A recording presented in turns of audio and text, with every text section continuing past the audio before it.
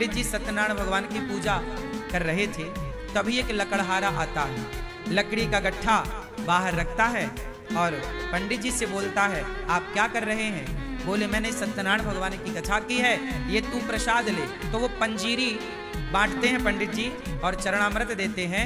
लकड़हारा चरणामृत पंजीरी खाता है और बोलता है, ये क्या था? बोले, ये सत्यनारायण भगवान की आज हमने कथा सुनी है। तो लकड़हारा बोला, क्या मैं भी सुन सकता हूं? पंडित जी बोले, श्योर, क्यों नहीं। तो लकड़हारा अपने सिर पर लकड़ी का गट्ठा रखा और उसने सोचा कि आज मुझे जो भी पैसा मिलेगा उससे मैं सत्यनारायण भगवान की कथा सुनूंगा। ये कथा सुनी ना आप लोगों ने? उस लकड़हारे ने क्या मन बनाया कि आज जो भी मुझे पैसा मिलेगा उससे मैं सत्यनारायण भगवान की। तो आज उसी कथा में, उसी पुस्तक में ये लिखा है कि आज उसे लकड़ियों के दूने दाम प्राप्त हुए। रोज 4 रुपए की बिकती थी, आज 8 रुपए की बिकी। हाँ या ना? अब बताओ कि आज उसे दूने दाम क्यों मिले? क्योंकि आज उसका उद्देश्य कुछ और था। आज उसका उद्देश्य ये नहीं था कि इस पैसे से मैं पेट भरूंगा, परिवार का मैं खाऊंगा। आज उद्देश्य था कि इस पैसे से मैं प्रभु की सेवा करूंगा। क्या है ये? इस कथा से मैं इस पैसे से समाज की सेवा करूंगा, कथा सुनूंगा। बस पैसा कमाओ मेरे दोस्तों, मेरी माँ, मेरे भाइयों, पर उद्देश्य पेट भरना ना रखो, परिवार को पालना ना रखो। पैसा इसलिए कमाओ, हे प्रभु आप हमें इसलिए दीजिए कि हम आपकी और आपके भक्तों की सेवा कर सकें, समाज की सेवा कर सकें। कमाते आप भी हैं, पर अपने लिए और अपने परिवार के लिए। कमाता अनिरुद्धाचार्य भी है, लेकिन हम कमाते हैं, भीख मांगते हैं आपसे, लेकिन अपने लिए नहीं।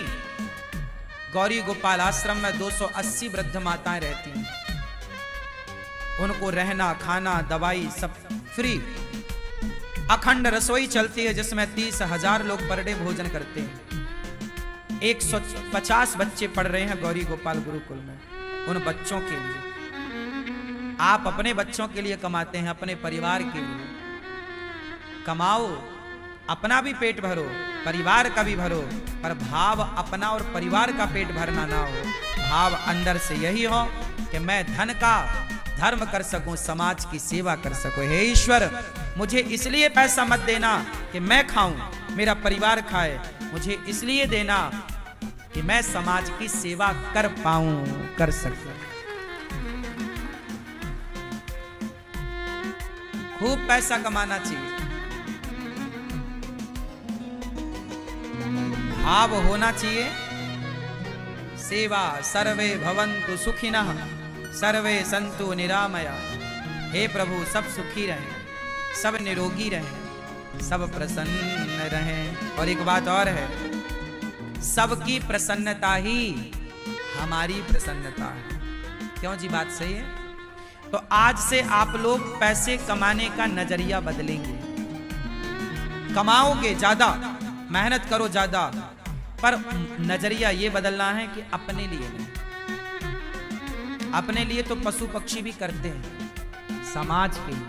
हमने समाज के लिए क्या किया? राष्ट्र के लिए क्या किया? माता पिता के लिए क्या किया? आजकल के कुछ बच्चे तो कमाते हैं केवल अपनी पत्नी और अपने बच्चों के लिए, माता पिता भी बेचारे भूखे प्यासे रहते हैं। कुछ बच्चे तो उन्हें भी अच्छी रोटी ना दे पाते हैं पेट भर। इसलिए पैसे कमाने का उद्देश्य अलग होना चाहिए। तो ये सारी विचारधारा कहां से आएगी? अच्छा बताओ, बैठे बैठे इतनी देर में कितनों का विचार बदल गया कि अब हम इसलिए कमाएंगे? सच्ची बताओ, किसका बदला इतनी देर में? यही है ज्ञान। ज्ञान क्या करता है? नजरिया बदलता है। अभी अभी इतनी देर में आपका नजरिया चेंज हो गया। कुछ नहीं किया, ना एक इंजेक्शन लगा, ना एक टैबलेट खाई आपने, विचारधारा बदल गई। सत्संग जरूरी है। आज के यूथ को सत्संग जरूरी है। यदि आज के नौजवान बच्चे सत्संग करते तो वो गलत विचारों में नहीं, एक अच्छे विचार के साथ अपना जीवन व्यतीत कर रहे होते, एक अच्छी सोच, एक अच्छी विचारधारा के साथ वो जीवन को जी रहे होते। प्रिय भक्तों, आप सबसे मेरी इतनी ही विनती है, प्रार्थना है कि आप भी अपना नजरिया बदलिएगा। और भागवत क्यों सुननी चाहिए? नजरिया बदलने के लिए। बिना सत्संग के लिखा है, बिनु सत्संग विवेक न होई, और राम कृपा बिनु सुलभ ना सोई। बिना सत्संग के विवेक नहीं हो सकता, और बिना विवेक के ये विचारधारा नहीं आ सकती। सच्चिदानंद रूपाय विश्वोत्पत्त्यादि हेतवे तापत्रय विनाशाय श्री कृष्णाय वयं नुमः। सच्चिदानंद रूपाय विश्वोत्पत्त्यादि हेतवे तापत्रय विनाशाय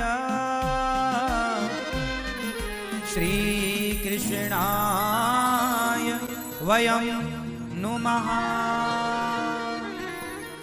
एक बार मेरे साथ बोलो, सच्चिदानंद रूपाय विश्वोत्पत्त्यादि हेतवे तापत्रय विनाशाय श्री कृष्णाय वयं नुमः। आप भी पैसा कमाना कल से, पर इसलिए कि आपको भी उस पैसे का कुछ समाज की सेवा में सहयोग के रूप में खर्च करना चाहिए। गौरी गोपाल आश्रम में इतनी सेवाएं चलती हैं, आप भी एक जरा सा सहयोगी बनकर किसी की हेल्प कर सकते हैं। सतचित आनंद, ईश्वर कैसे हैं? सतचित आनंद। भगवान कैसे हैं? मैया आप बताओ, पीली मैया, भगवान कैसे हैं? आपने भगवान को देखा है या नहीं? भैया आपने भगवान को देखा है? टोपी वाले भैया नहीं, चश्मा वाले भैया आपने भगवान को देखा है? नहीं। आपने भगवान को देखा? पीले भैया आपने भगवान को देखा? नहीं। चश्मा वाले भैया आप बताइए, आपने भगवान को देखा? नहीं। मैया पीली आपने भगवान को देखा? नहीं। ये बूढ़ी मैया हमारी माँ, आपने भगवान को देखा मेरी माँ? हाँ या ना? आपने मैया देखा? हाँ या ना? आपने आपने आपने भगवान को देखा बेटा? नहीं। आपने नहीं। आपने नहीं। आपने आपने नहीं। आपने हाँ कि ना? पीछे भैया, ईश्वर को आपने देखा? हाँ या ना? ना। 99% लोग कह रहे हैं ना, नहीं देखा। अच्छा ये बताओ टोपी वाले भैया, आप कभी मंदिर गए हैं? गए? आपके आसपास मंदिर होगा, गए होंगे। तो मंदिर गए थे तो किसको देखने गए थे? जोर से। मंदिर में आपने किसको देखा था? भगवान की मूर्ति को। भगवान को नहीं देखा। मंदिर में आपने भगवान की मूर्ति को देखा, भगवान को नहीं देखा। तो भगवान और भगवान की मूर्ति अलग अलग है क्या? आप और आपकी मूर्ति, जैसे आप हैं तो आप भी तो अभी मूर्ति के रूप में ही हैं। मंदिर में मूर्ति और भगवान। आप सब लोग कह रहे हैं कि हमने भगवान को नहीं देखा, तो फिर मंदिर क्यों जाते हो? किसे देखने जाते हो? देखो, जिसे आप कहते हैं मूर्ति, यदि आपकी भावना में यदि वो मूर्ति है तो फिर मंदिर जाने से कोई लाभ नहीं है, क्योंकि मूर्ति देखने क्या जाएं? भाई मूर्ति देखने हम मंदिर तो जाते नहीं हैं, हम तो भगवान का दर्शन करने जाते हैं। जब आपके मन में ये बात भर जाए कि ये मूर्ति नहीं है, भगवान यही है।